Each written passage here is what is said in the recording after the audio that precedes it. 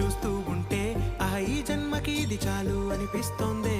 నువ్వు నా కంట పడకుండా నా వెంట పడకుండా ఇన్నాళ్ళెక్కడ ఉన్నావే. నీ కళ్ళల్లో ఆనందం వస్తుందంటే నేనెన్నెన్నో యుద్ధాలు చేస్తానులే. నీ చిరునవ్వుకై నేను గెలుపొంది వస్తాను హామీ ఇస్తున్నానులే.